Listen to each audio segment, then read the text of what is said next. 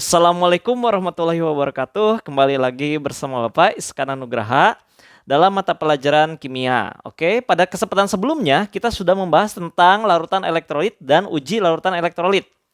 Nah, pada kesempatan kali ini kita akan membahas tentang bagaimana penerapan sel elektrolit tersebut dalam suatu komponen sel elektrokimia. Nah, mari kita saksikan dan mari kita simak ya penuturan tentang sel volta berikut ini. Oke. Sebelum kita membahas tentang sel volta, kita harus mengenal terlebih dahulu reaksi yang terjadi pada sel volta. Reaksi yang terjadi pada sel volta yaitu reaksi redoks ya. Reaksi redoks merupakan reaksi gabungan dari reaksi reduksi dan reaksi oksidasi.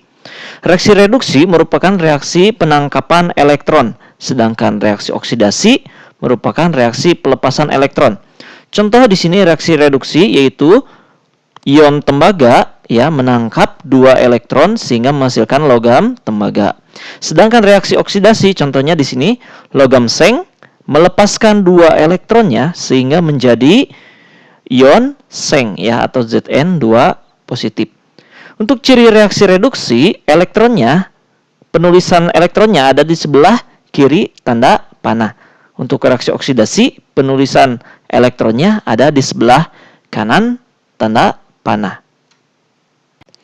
Untuk mengetahui kemampuan suatu logam tersebut mudah oksidasi atau mudah reduksi, maka kita perlu mengenal istilah deret volta. Deret volta merupakan urutan kekuatan logam dari yang paling suka reduksi ke yang paling mudah reduksi. Jadi urutan kekuatan logam dari litium ke emas semakin mudah mengalami reaksi reduksi. Misalkan kita ingin membandingkan 2 logam, misalkan litium dan kalium. Logam litium di sini sebelah kiri dari logam kalium, sehingga litium lebih mudah mengalami reaksi oksidasi, sedangkan kalium lebih mudah mengalami reaksi reduksi jika kita membandingkan. Dengan demikian, logam litium dapat bereaksi dengan ion logam kalium. Kesimpulannya, logam yang ada di kiri itu bisa bereaksi dengan ion logam yang ada di kanannya. Selain data deret volta, kita juga bisa memprediksi apakah logam tersebut mengalami reaksi oksidasi atau reduksi melalui nilai potensial reduksi standar atau E0. Yang menjadi acuan E0 yaitu hidrogen, karena E0 dari hidrogen itu sama dengan 0. Dengan demikian, dari hidrogen ke kiri, itu harga E0-nya semakin berkurang atau semakin negatif, atau semakin mudah mengalami reaksi oksidasi. Sedangkan harga E0 dari hidrogen ke kanan, itu semakin besar atau semakin positif. Tahu dengan kata lain, makin mudah mengalami reaksi reduksi. Berikut adalah contoh penerapan dari reaksi redoks. Di sini ada logam seng yang dicelupkan ke dalam larutan tembaga sulfat. Di dalam larutan tembaga sulfat itu mengandung ion tembaga atau ion Cu2+. Sehingga logam seng akan mengalami reaksi oksidasi, sedangkan ion tembaga akan mengalami reaksi reduksi. Dengan kata lain, logam seng akan melepaskan elektron dan ion tembaga akan menerima elektron yang dilepaskan oleh seng tersebut.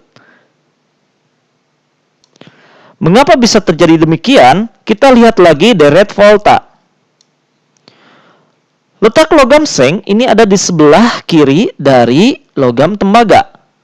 Sehingga logam seng akan lebih mudah mengalami reaksi oksidasi atau pelepasan elektron, dan logam tembaga akan lebih mudah mengalami reaksi reduksi atau penerimaan elektron.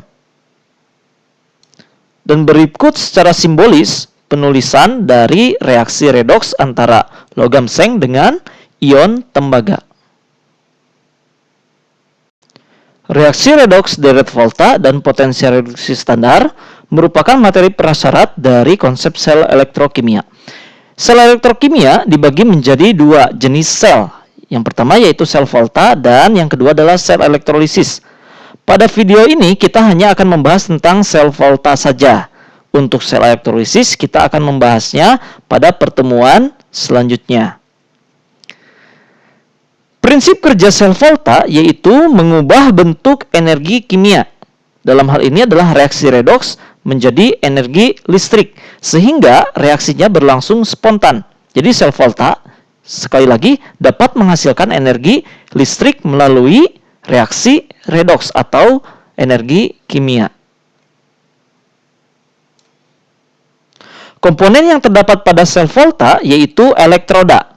Elektroda merupakan konduktor yang dilalui arus listrik dari satu media ke media yang lain. Biasanya elektroda ini terbuat dari logam atau bahan lain yang dapat dilalui oleh listrik atau elektron. Dalam sel volta, jenis elektroda ada dua. Yang pertama yaitu elektroda positif atau disebut juga katoda, dan elektroda negatif atau disebut juga anoda. Untuk reaksi yang terjadi di katoda yaitu reaksi reduksi, sedangkan reaksi yang terjadi di anoda yaitu reaksi oksidasi. Komponen sel volta yang lainnya yaitu elektrolit. Elektrolit merupakan larutan atau cairan yang dapat menghantarkan listrik. Kemudian, salt bridge atau jembatan garam.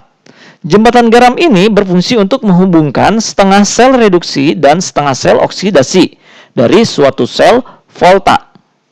Fungsi lain dari salt bridge atau jembatan garam yaitu untuk menyeimbangkan komposisi ion-ion dalam sel volta. Berikut adalah gambar ilustrasi dari rangkaian sel volta untuk skala laboratorium atau skala praktikum.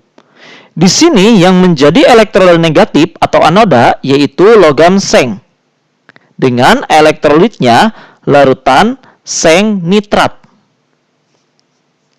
Sedangkan logam Cu di sini atau logam tembaga bertindak sebagai katoda dengan larutan tembaga nitrat sebagai elektrolitnya. Komponen yang lain dalam bagian ini yaitu voltmeter. Voltmeter ini berfungsi untuk mengidentifikasi adanya energi listrik yang dihasilkan dari rangkaian sel volta ini. Komponen lain dalam rangkaian sel volta ini yaitu salt bridge atau jembatan garam. Jembatan garam yang digunakan di sini yaitu menggunakan larutan natrium klorida atau NaCl yang berfungsi untuk menyeimbangkan ion-ion yang terdapat pada komponen sel volta tersebut.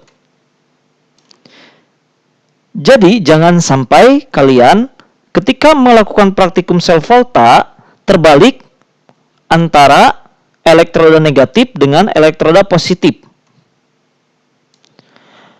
Elektroda negatif harus logam yang dapat mengalami reaksi oksidasi, sedangkan elektroda positif harus menggunakan logam yang mudah mengalami reaksi reduksi. Dengan kata lain, dalam rangkaian ini, logam seng akan mengalami reaksi oksidasi dan melepaskan elektron dan ditangkap oleh logam tembaga yang mengalami reaksi reduksi. Berikut adalah kondisi logam seng yang ada di anoda dan logam tembaga yang ada di katoda setelah mengalami reaksi redoks pada komponen sel volta. Logam seng mengalami penyusutan, sedangkan logam tembaga mengalami penebalan.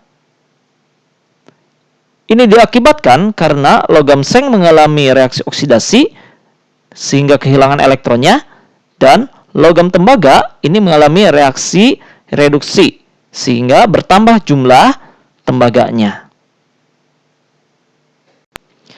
Mengapa sel volta dapat menghasilkan listrik?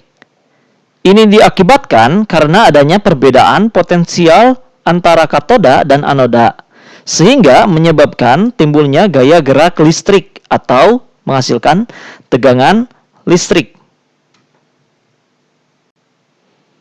Dari gambar ilustrasi percobaan sel volta berikut yang terdapat pada komponen seng untuk elektrodanya dan tembaga, ini memiliki beda potensial sel sebesar 1,10 volt yang diukur dengan voltmeter. Jadi menghasilkan tegangan listrik sebesar 1,10 volt. Selain menggunakan alat voltmeter, mengukur potensial sel atau E-sel dapat dihitung pula dengan menggunakan rumus E0 katoda dikurangi E0 anoda. Atau lebih praktisnya, E-sel sama dengan E0 yang lebih besar, dalam hal ini katoda pasti lebih besar daripada anoda, dikurangi E0 yang kecil. Maka untuk menghasilkan potensial sel atau tegangan listrik yang besar dan efektif dalam komponen sel volta, itu kita harus menerapkan logam-logam yang tepat sebagai elektrodanya. Makanya jenis-jenis baterai itu ada banyak sesuai dengan kekuatan dan karakteristik dari elektrodanya. Kemudian untuk notasi sel kita dapat menuliskan sebagai berikut: anoda, ion katoda, dan katodanya. Ya, jadi ini bisa dilihat dari reaksi selnya. Contoh kasus.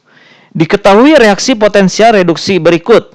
Untuk potensial reduksi standar dari tembaga yaitu 0,34 volt. Ya, positif 0,34 volt.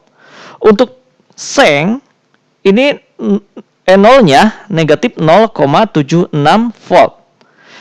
Tentukan A. Katoda dan anodanya, B. Aliran elektronnya, C. Reaksi selnya, D. Notasi selnya, dan E. Harga E-selnya.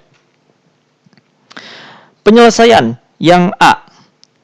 E0Cu tadi kita sudah melihatnya positif 0,34 volt. Sedangkan E0 untuk seng itu negatif 0,76 volt. Maka harga E0Cu lebih besar daripada harga E0 yang Zn. Sehingga kita dapat memprediksikan bahwa Cu ini mudah mengalami reaksi reduksi, sedangkan Zn mudah mengalami reaksi oksidasi. Maka kita tuliskan sebagai berikut. Katodanya kita menggunakan logam Cu dan anodanya kita menggunakan logam Zn. Untuk pertanyaan yang B yaitu aliran elektron. Aliran elektron itu mengalir dari yang mengalami reaksi oksidasi atau melepaskan elektron ke yang mengalami reduksi ya atau penangkapan elektron. Berarti dari anoda ke katoda. Dengan kata lain, ya, elektron mengalir dari elektroda Zn ke elektroda Cu. Untuk reaksi selnya, ya, kita cukup melihat saja dari soal. Di soal ini reaksinya sudah dalam bentuk reaksi reduksi, ya. Ini reaksi reduksi. Nah, karena di anoda ini mengalami reaksi oksidasi, maka reaksi reduksi ini harus kita balik. Kalau di katoda tidak usah, karena dia ini sudah mengalami reaksi reduksi. Bisa dilihat dari mana? Lihat dari elektronnya, ya, letak elektronnya. Kalau sebelah kiri berarti dia reduksi. Nah, untuk di anoda berarti letak elektronnya kan harus di sebelah kanan. Maka reaksi ini harus dibalik. Jadi jawabannya seperti ini. Ya, letak elektronnya sebelah kanan tanda panah. Ini reaksi pelepasan elektron. Kemudian untuk pertanyaan yang D yaitu notasi sel. Notasi sel kita cukup melihat saja dari reaksi sel. Notasi sel dapat dituliskan dari anoda, ion anoda, ion katoda, dan katodanya. Sehingga kita dapat menuliskan seperti ini. Ya. Jadi cukup melihat dari reaksi selnya saja. Kemudian pertanyaan yang E. E0CU sama dengan positif 0,34 volt. Sedangkan E0 seng itu sama dengan negatif 0,76 volt. Maka untuk mencari E-selnya, kita cukup mengurangi saja E0 yang besar dikurangi E0 yang kecil. Atau positif 0,34 volt dikurangi negatif 0,76 volt. Maka E-selnya didapatkan positif 1,10 volt. Oke, terima kasih. Pembelajaran kali ini cukup sampai sekian. Jangan lupa kalian tetap semangat dalam menjalankan BDR ini. Oke, jangan lupa 3M juga ya, mencuci tangan, memakai masker, dan selalu menjaga jarak. Terima kasih. Wassalamualaikum warahmatullahi wabarakatuh.